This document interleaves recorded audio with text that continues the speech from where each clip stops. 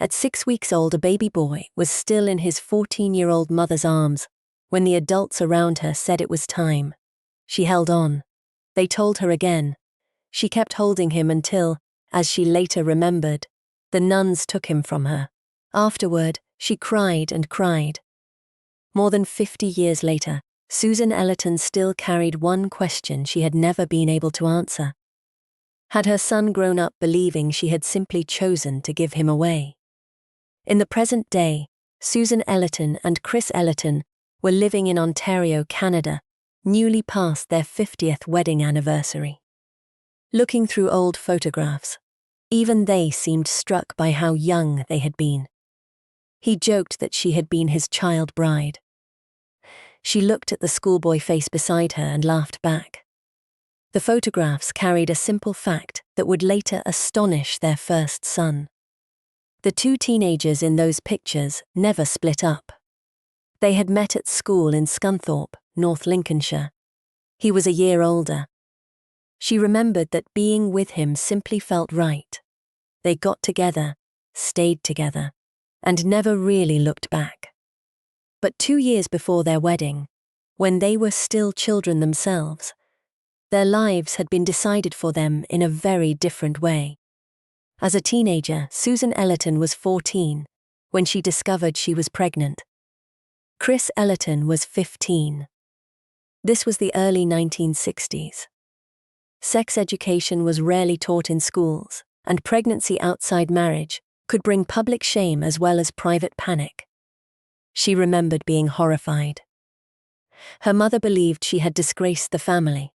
At school, she was called into the headmistress's office. The word used against her was slut. He did not understand their relationship in those terms. To him, what had happened between them did not feel wicked or shameful. They cared about each other, but neither had finished school, neither had an independent home, and neither family was offering to raise a baby with them. As he later put it, nobody was saying, "We'll keep this kid here. We'll look after it." The direction was the opposite. Get it done with. Forget about it. Move on. She was sent to a local mother and baby home. More than half a century later, she returned to the building. By then it was being used as a school boarding house, but the place still pulled old pictures into the present. She could visualize the prams outside and babies who had once been there. She had been the youngest mother in the home. Chris Ellerton visited. That detail matters because the adoption could easily be mistaken from their son's side of the story for the disappearance of both parents. It was not. He was 15, with no home or income of his own, and no real authority over what was happening, but he did not walk away from her. He remembered feeling almost desperate for her. There was still no practical alternative. No family member stepped forward with a plan. No adult told them that they could take the baby home together and make it work. He could be present for her, but he could not stop the decision that had already gathered around them. On September 17, 1962, their baby boy was born. She held him for 6 weeks.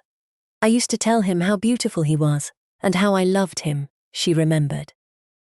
That was the ordinary part of motherhood she was allowed to have, holding him, talking to him, knowing the weight of him in her arms. But every day was moving toward the same ending. Then came the handover. She remembered being told, "It's time now. It's time to hand the baby over." She did not hand him over. She kept holding him tightly. The request came again. Still she held on. Eventually, she remembered, the nuns took the baby from her. What stayed with her was not the paperwork. It was the physical ending of those 6 weeks. Her arms around her son, somebody else taking him away, and then the crying afterward. He remembered what that loss did to her. He spoke about the tie a mother already had with her child, and about wanting to look after her when she could no longer look after the baby herself. Looking back, he believed that may have been part of why the two of them held on to each other, when so much else had been taken out of their hands. As soon as they were old enough, they married. Years passed. In 1981, Chris Ellerton took a job as a steelworker in Canada, and the couple built their life there. They had 5 more children. One of those children later died. Their 4 surviving children grew up with the knowledge that somewhere in England there was an older brother they had never met. The missing child was never erased from the family. She said she thought about him every day. That did not mean every day became a public expression of grief. She raised children, built a marriage, and got on with life because, as she put it, that was what she had to do. But the unanswered question traveled with her. Chris Ellerton carried the same history differently. He survived the uncertainty by trying to make sense of the decision in practical terms. Perhaps their son had gone to a stable family. Perhaps he had been given the start that 2 teenagers could not have provided. Whenever the subject came up, he returned to the same belief. He's better off. He got the best start he possibly could have. She could not make herself stop at that answer. What if he had not been happy? What if he had wondered why they did not keep him? What if, after all those years, he believed he had not been wanted?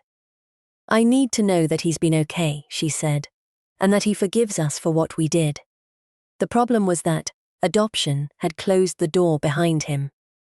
Once the child received a new identity, confidentiality meant his birth parents could not simply look him up. A specialist intermediary with legal access to the adoption records was needed to connect the baby they had known with the adult he had become. The records finally did that. The baby Susan Ellerton and Chris Ellerton had named Anthony was adopted by a couple near Peterborough. After the adoption, he became Andrew Field. In the present day, Andrew Field was working as a lorry driver and living in a village outside Peterborough with his partner and their 2 sons. And the first major question in the search had an answer. He had been all right. Andrew Field described his adoptive parents warmly. "I couldn't have wished for a better upbringing," he said, but his understanding of his beginnings was incomplete. He had not always known he was adopted. His adoptive father told him when he was 13, and the explanation was brief. His birth mother had been only 15 and too young to look after him. There was nothing in that explanation about a teenage father who had stayed. Nothing about a couple who later married. Nothing about 5 younger children. Nothing about 2 people on the other side of the Atlantic who still thought about the son they had surrendered.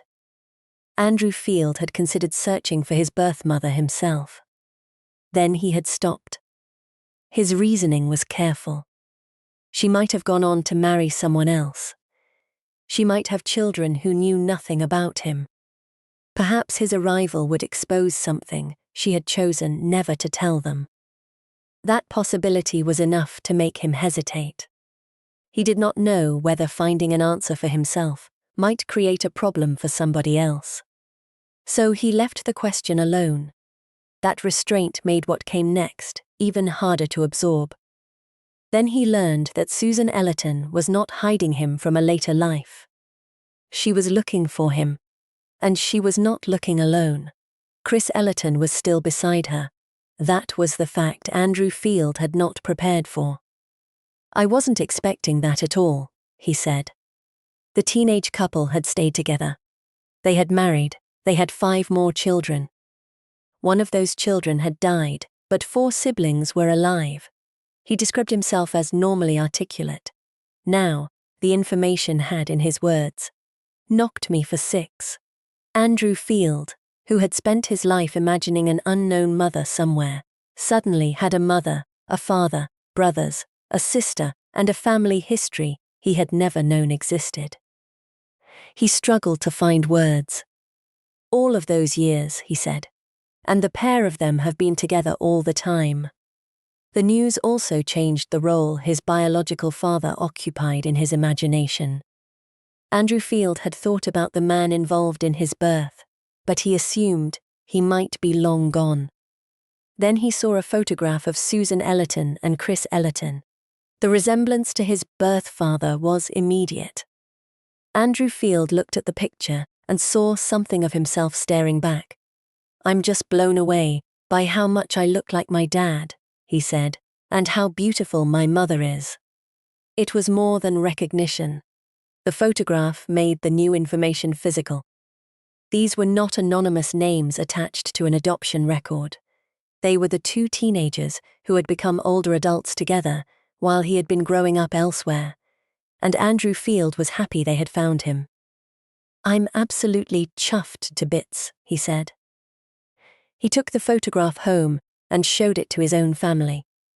The news had moved from an adoption record into his house. Two faces, a resemblance, and a biological family that was no longer imaginary, that still left his birth parents without the answer they feared most. They knew their son was alive. They knew he had been raised by loving parents. But they did not yet know whether he wanted them in his life. When the news finally reached them, the couple were sitting together in Canada. At first, they seemed to be trying to understand the sentence itself. Their son had been found. She asked the question that mattered immediately.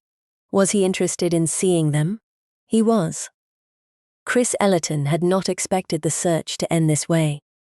He later admitted that he had imagined his son might no longer be interested after so many years. For him, the answer broke through more than 50 years of restraint. He had always been the one who could talk about the adoption as a rational decision. Their son had probably been better off. It had happened. Life had continued. Now he could not hold that distance.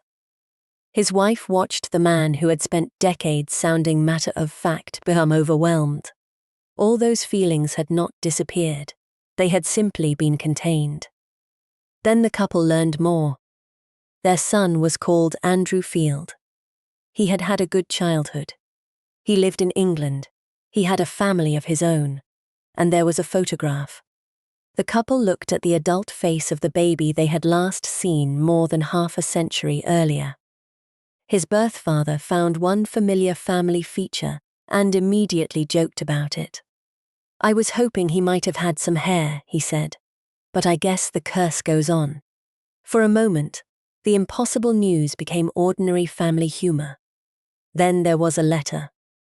Andrew Field wrote that discovering a mother and father, brothers and a sister existed, had left him lost for words. He said he felt blessed to have the opportunity to meet them. But one detail in the letter reached much further back. On his birthdays, he had thought about his birth mother. He would add 15 years to his own age and wonder how old she was now, where she was, and how she was doing. For decades, his birth mother had wondered about the son she lost. On the other side of that silence, the son had been wondering about her. Neither knew. A week later, Andrew Field and his partner made the roughly 3,100-mile journey to Canada. By then, the photograph and letter had been handled again and again.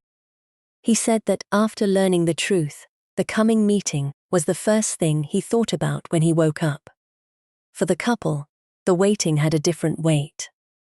They had spent 52 years with almost nothing tangible connecting them to their first child. Now they had a recent photograph, and his own words on a page. Chris Ellerton said he was trying to savor everything and take nothing for granted. His birth mother's hope was simpler. Meet her son, and then see whether they could become part of each other's lives. The meeting was arranged in a cafe in Port Dover. As Andrew Field came in, his birth father stared. That is just like looking in a mirror. There was no need to manufacture a resemblance.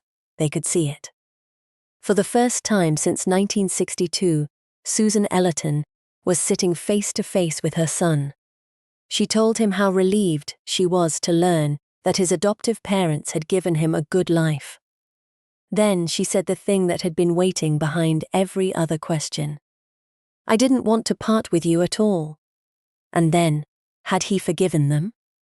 Andrew Field's answer came back immediately. "There's nothing to forgive. The sentence did not undo the adoption. It did not replace the parents who had raised him, and nobody asked it to. What it did was remove the judgment she had feared was waiting for her. Andrew Field understood how young they had been. He knew he had been given a loving upbringing, and now he knew his birth parents had not separated and forgotten him. His biggest surprise was still sitting across the table. The two of them were together. The couple showed him a photograph of the children they had raised after his adoption. It had been taken years earlier at their daughter's wedding. For Andrew Field, the picture was another form of recognition. These were not names on a list anymore. These were the siblings whose lives had unfolded inside the family he might have grown up in. He studied the photograph of the family he had only just learned belonged to his own story. Then another uncertainty surfaced. Did his siblings really want him there? Would they be comfortable with an older brother appearing after more than 50 years? They did not hesitate. Yes. There were already plans for everyone to get together in the summer. That mattered because the reunion was no longer only about repairing the past between three people. It was opening a relationship with an entire branch of family Andrew Field had never expected to know. Still, none of them pretended that one meeting could replace 52 years. She could not go back and keep the baby she had clung to for 6 weeks. Chris Ellerton could not become the young father he had never been allowed to be. Andrew Field could not grow up beside the brothers and sister whose photograph was now in front of him. But the question that had haunted his birth mother had been answered in the clearest possible way. Her son had been loved. He had thought about her. He wanted to know them. And he did not believe there was anything to forgive. For Andrew Field, the surprise ran in the other direction. He had once held back from searching because he feared that his existence might disturb a family that did not know about him. Instead, he found parents who had spoken about him to the children who came later, and siblings who were ready to meet him. She looked at the adult man across from her and said he had grown into a fine man. The love she remembered feeling for him as a baby had not disappeared simply because 52 years had passed. The next step was not to pretend they could recover what had gone. It was to keep going. Andrew Field said the meeting felt as though they had known each other for years. He hoped they would follow it up and continue getting to know one another. Then he put the limit and the possibility into one sentence. You can't change anything that's already gone, but you can certainly change the future. In the late 1980s, Paul Wright would stand inside British telephone boxes with a stack of 50-pence pieces beside him. He fed them into the phone one after another so he could keep talking to Germany for as long as the coins lasted. He was trying to stay connected to the baby daughter he had been ordered to leave behind. Then, 6 months after he came home, somebody else answered and told him not to call again. For almost 30 years, Paul Wright did not know what his daughter had been told about him. In the present day, Paul Wright lived in Poole with his partner. He had been born in West Yorkshire to an English mother and a Chinese father. When he looked back at his life, he could account for most of it, good and bad. But the years involving his daughter felt different. He described them as a piece that had been taken out. That missing piece began in Germany, when he was 18 and serving in the British Army. As a young adult, Paul Wright had never been abroad before. West Germany in the 1980s was home to more than 50,000 British troops as part of the West's Cold War defences. For him, it was also where adult life began. He remembered learning one of the most practical skills first: how to order beer. In a bar frequented by soldiers, he met a local young woman. She became his first love. Then she became pregnant. The pregnancy was unplanned. Once the shock passed, he remembered something else taking its place: excitement. On June 5, 1985, their daughter was born. The baby would later be known as Karina Siebenhaar. He remembered her as absolutely minute. The instant she was born, he said, a feeling of love came over him. This was my daughter. He did not keep his distance from the work of caring for her. He changed nappies, he fed her. Even while serving in the army, his evenings were spent looking after the baby. For almost her entire first year, fatherhood was not an idea to him. It was something he was doing. Then, shortly before Karina Siebenhaar's first birthday, he was called into the Sergeant Major's office. He was being posted back to Britain. Not in a few months. The following week, he protested. He had a family. The answer was blunt. He was not married. Without marriage, his relationship in Germany did not prevent the posting. He and the baby's mother had talked about marrying. She was only 18, and marriage would have meant leaving home and moving to England with a soldier. He later believed she may have been frightened by what that would require. He did not blame her for that. Being married to a soldier could mean upheaval, postings and leaving the place she knew. But without a marriage, the army's position did not change. It did not happen in time. The day came to leave. He held his daughter. He kissed her, told her he loved her, then gave her back to her mother and got into the car. He remembered looking back. I was leaving my daughter, he said, and there was nothing I could do about it. But leaving Germany was not the same as choosing to disappear. Back in Britain, he tried to remain part of his daughter's life with the tools available to him in the 1980s. No mobile phone, no video calls. A telephone box, letters, and pass. He collected 50-pence pieces and stacked them on the shelf beside the phone. Then he called Germany and kept talking until the money ran out. He asked how his daughter was. He wrote. He sent clothes. For about 6 months the calls continued. He could still picture the mechanics of those conversations years later.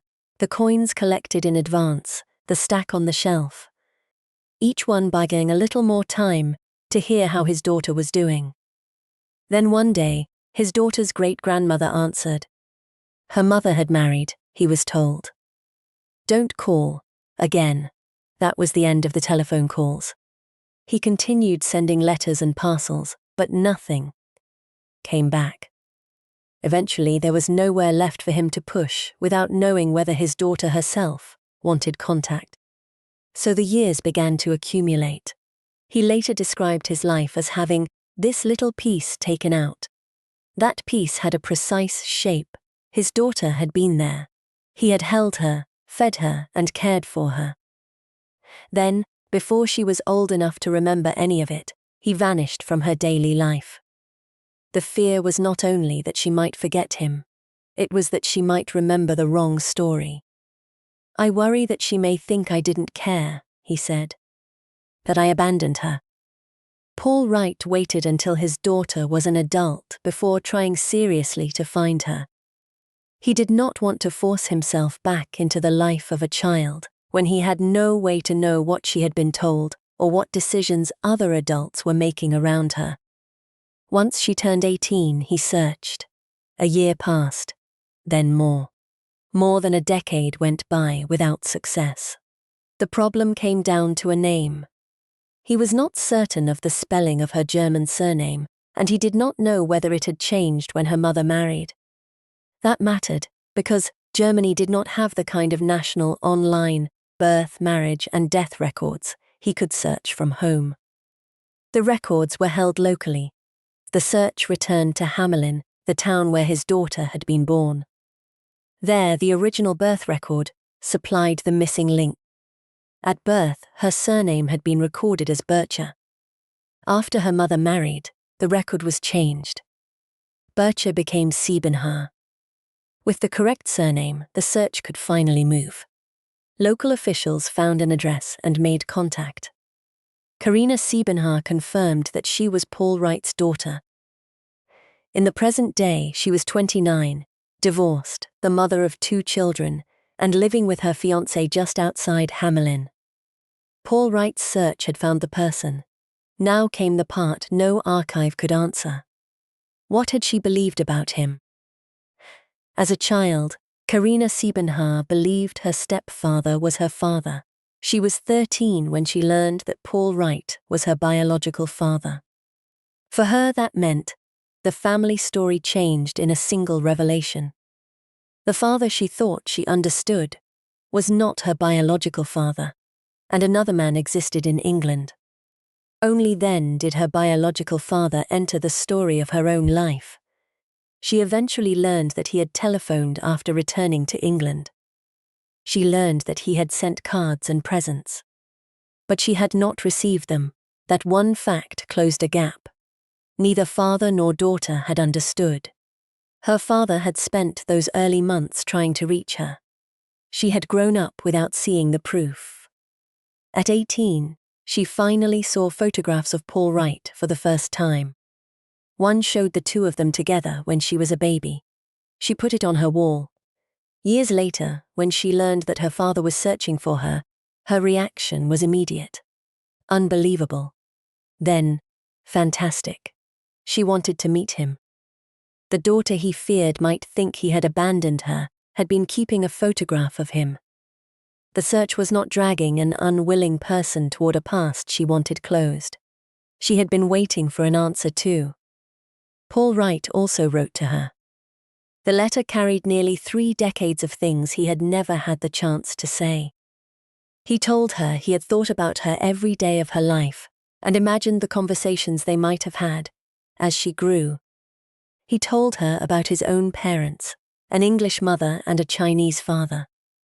If you've ever wondered where your looks come from, he wrote, now you know. And he returned to the day she was born. The day you were born was the happiest of my life. Karina Siebenhaar wanted to meet him. He still did not know any of this when the news reached him. He had spent so long trying to find his daughter that the words took a moment to land. His daughter had been found. The first questions came quickly. Did she know about him? Yes. She had known since she was 13. Had she seen the letters? No. That answer mattered. For years, he had known only that he sent things and nothing came back. He could not tell whether his daughter had received them and chosen silence, whether they had been rejected by someone else, or whether they had disappeared somewhere in between.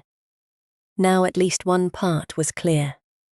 She had not received them. Then he learned about the photograph she had seen at 18. She had treasured it enough to put it on her wall. That's good to know, he said. A present-day photograph followed. He stared at the adult daughter he had last seen as a baby. My God!